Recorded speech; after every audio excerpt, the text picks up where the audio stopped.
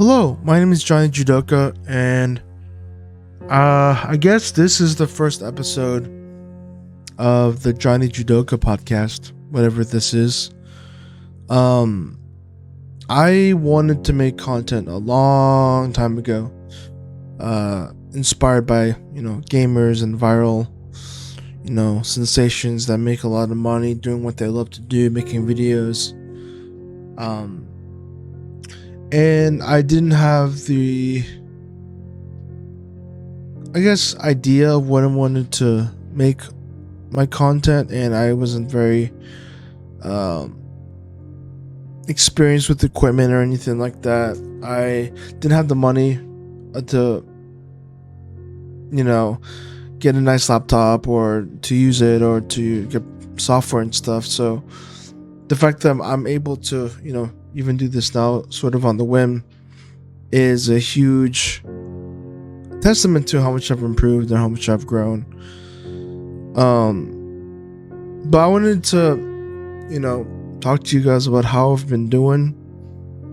And sort of try to see if I can create some direction for this channel.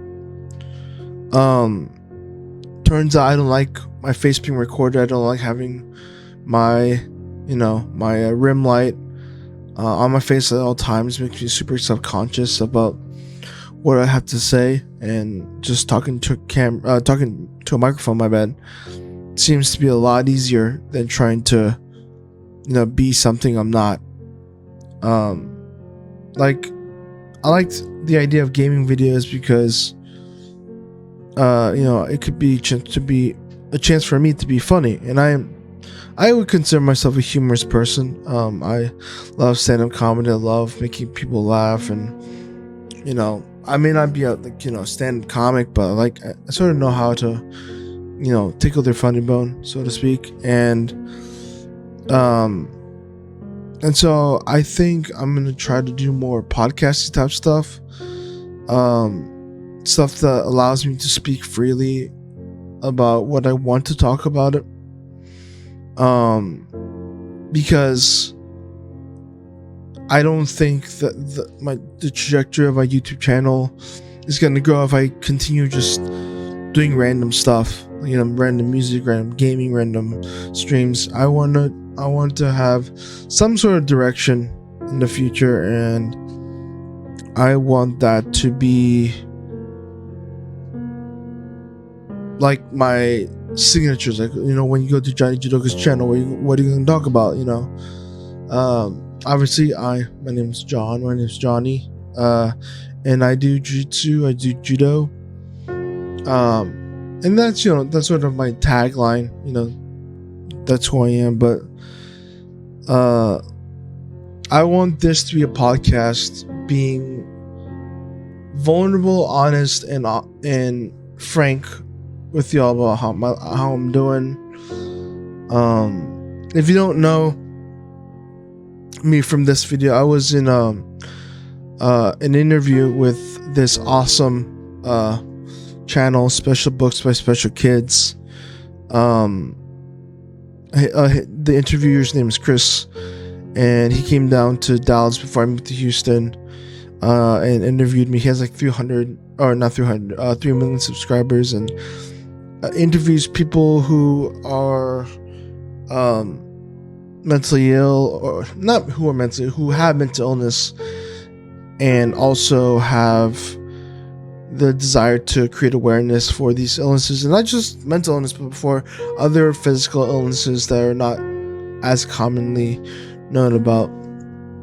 And so whenever I first started uploading videos, I gained like almost 500 subscribers in a course of a week. In a course of a week or a month. And that one made me want to jumpstart my process. But one thing I've learned when it comes to being successful in anything is that especially if you're gonna try to be a self-starter, you have to give yourself a long time before you feel like you can be in the groove of what you want to do and being successful at it.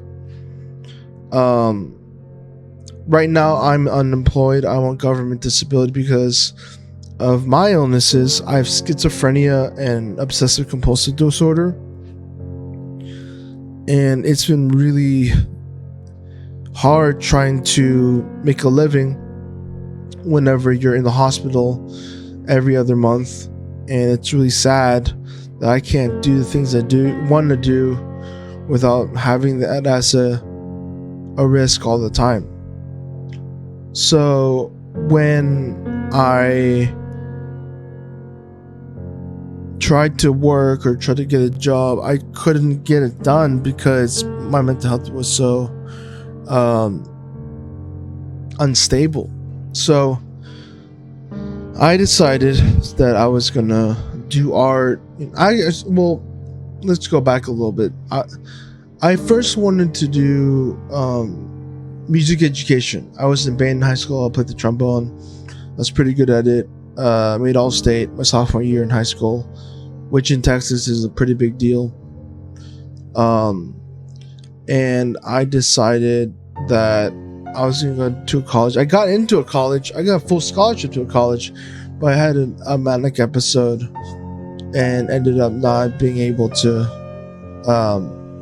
complete my studies. I had to withdraw, which is a story for another time. But then I wanted to become an art therapist, and then a drawing and painting major, then graphic design. A lot of my early 20s was me alone researching art, making art, and learning to be comfortable with myself, because that was something I was absolutely terrified of.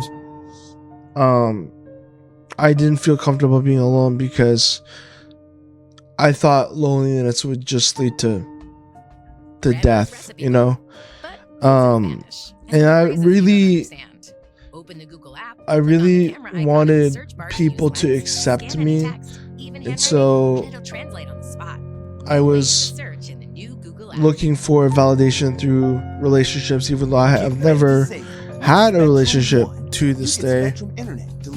But it's just been really eye-opening to see how far I've come and how far I've realized that you don't necessarily need a partner to make you happy. It's about finding what makes you happy and doing that. And I had this idea to talk about this for a podcast because, I'm not really doing anything right now. I don't have anything really set on the horizon for what I want to do. And for some people that might be, a bit worrying that they're not going to get, the direction they need to do the stuff they want to do or they need to do. But I find myself in a pretty unique position because right now I'm still living with my parents, and they're really healthy right now, even though they're in their 60s, and they're supporting me. They love me. They do their best to help me when I can't do stuff, and they've taken me to the hospital. I love them. They're awesome. And I also have gone to the point where, even though I'm just relying on, government benefits to help me get by, I can get by, and I'm not trying to be like, oh, I want this or I want that, compared to most people in the world, I'd say I'm pretty rich. I have a really, really nice computer that does whatever I want it to do. I can play video games. I can watch shows, movies. I get to practice Brazilian Jiu-Jitsu.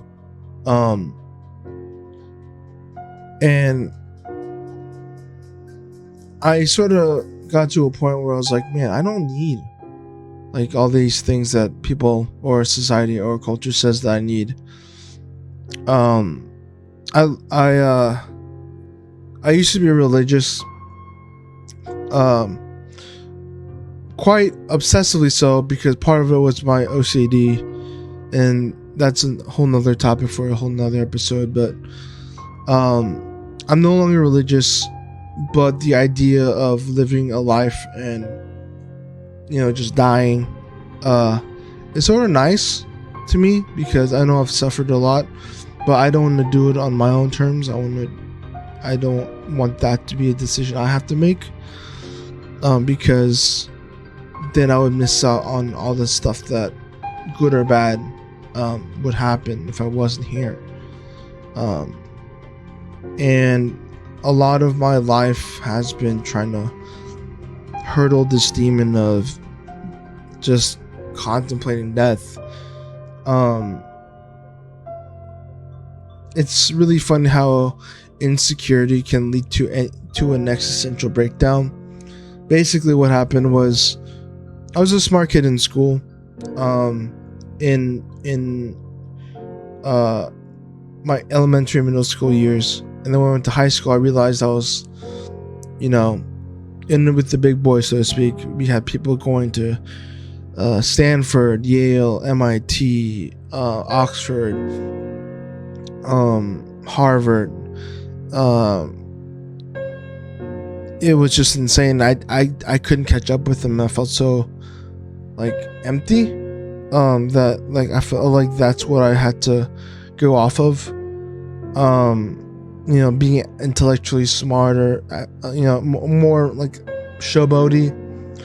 And then whenever I started going through all my mental health stuff, I started to realize that I'm not the biggest thing out there. I'm not the biggest fish in the sea. I'm just a dude, and that's okay. I understand the idea of being special or being important or being one in a million is something that a lot of people want to do, especially in my generation, because of whether because of passion, whether because of social justice or other things. I just want to just live my life and be happy. And I think that, for example, with this YouTube channel, I've consistently wanted to just, make others, like me, and as I've run this channel for the last year or so, I realized that I wasn't doing what I wanted to do. And I think what I'm good at is not just art, not just graphic design or Brazilian Jiu-Jitsu or Judo. I would not gift, but I would say what I'm good at is picking apart my emotions and explaining them to people and sharing my experiences in hopes that they feel safe enough to speak up. Because for a long time I didn't speak up about how I was treated in the mental health system.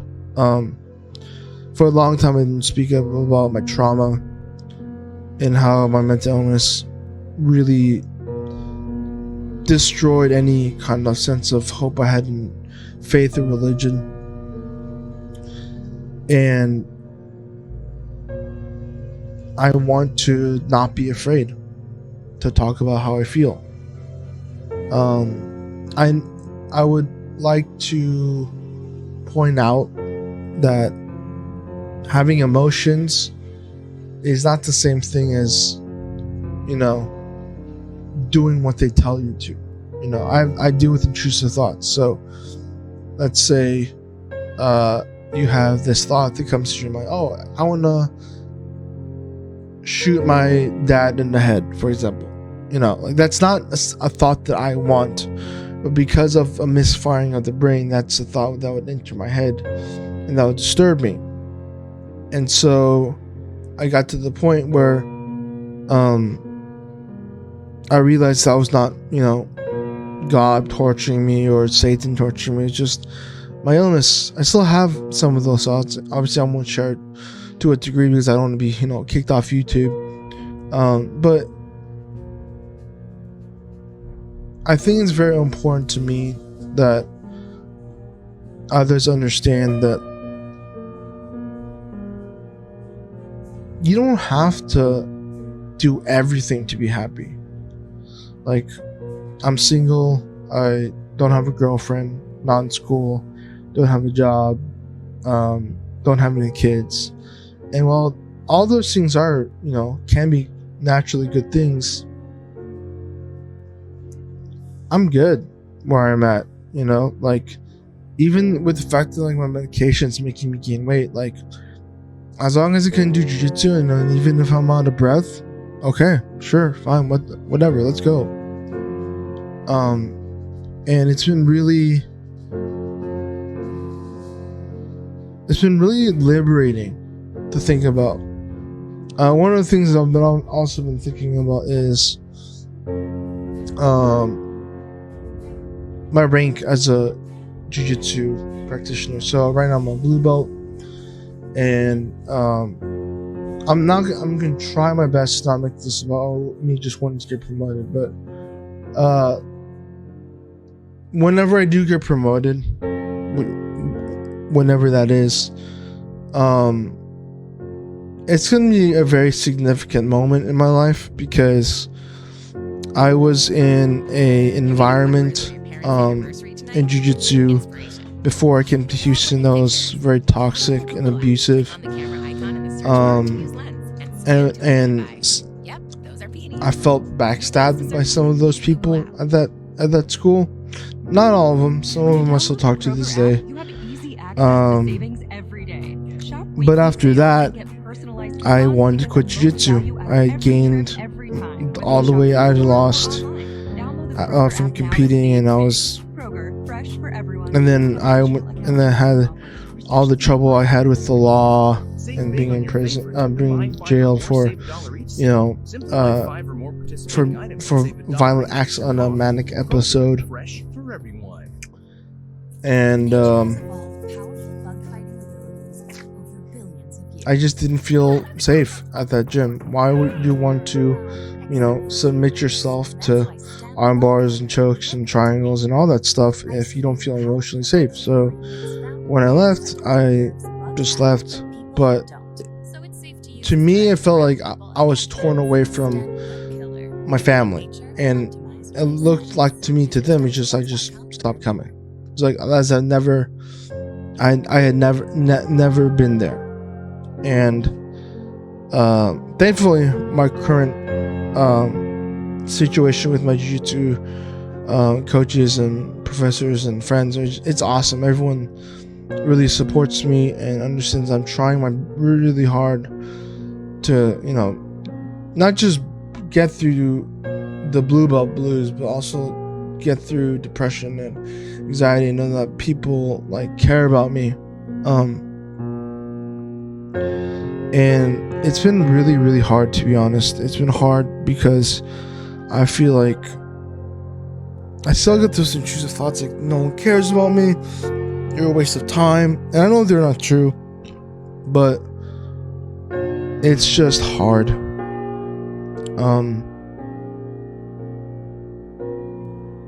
I realize I have a lot of insecurities, like even like simple ones, like I just don't want to.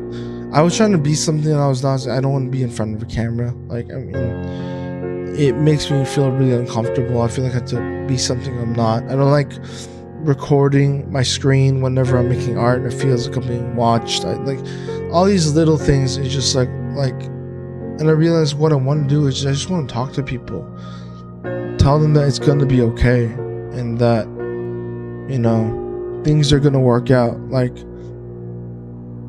I started my journey with mental health around 15 years old, and I'm 28, almost 29, so close to 14 years of dealing with this, and my life is the best it's ever been, even though it's not perfect. But considering all that my family and I went through, I'm alive. And that's what matters. I'm not 6 feet under. And I'm really happy that I'm alive.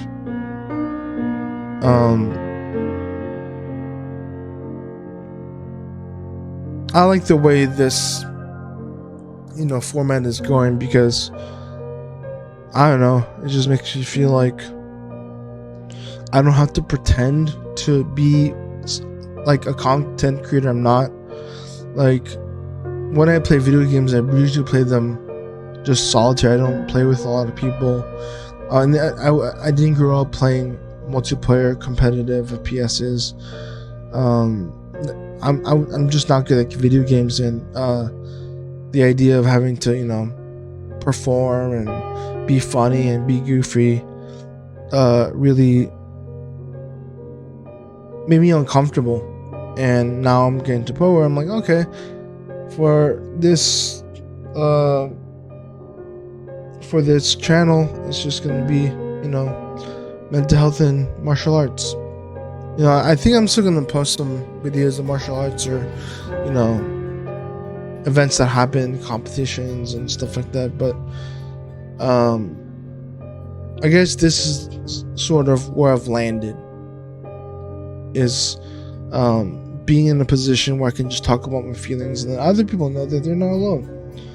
And as an Asian American, as a Korean American, that no matter what your culture says that you should or should not be doing, whether it's about your mental health, your career, your love life, your religion, whatever, that you can be your own person, and that's okay. I don't want to make it seem like I'm down, like I'm sad. I'm just in a really particularly, I don't know, mindful state. I'm turning 29 in August, and as that date gets closer, realizing I'm almost 30, and knowing that like I've gone through so much, but I'm still alive and still enjoy my everyday routine. I'm just grateful. I think that's the main thing. I'm just grateful that I'm alive, and I'm gonna be okay. I think I would be open to going to church eventually, but right now, where my OCD and psychosis is, I don't think that would be beneficial for my mental health, because there's a lot of triggers that come from those places, and I just want to feel like I can be safe. So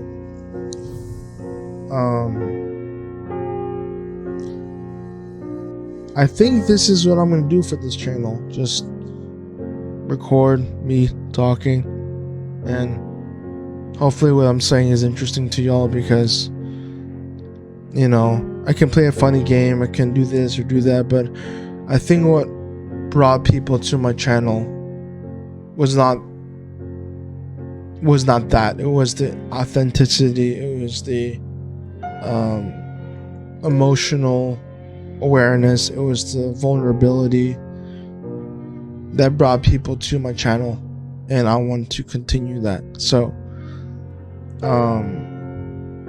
thank you so much for listening. If you made it this far, I'm gonna try to do these every week.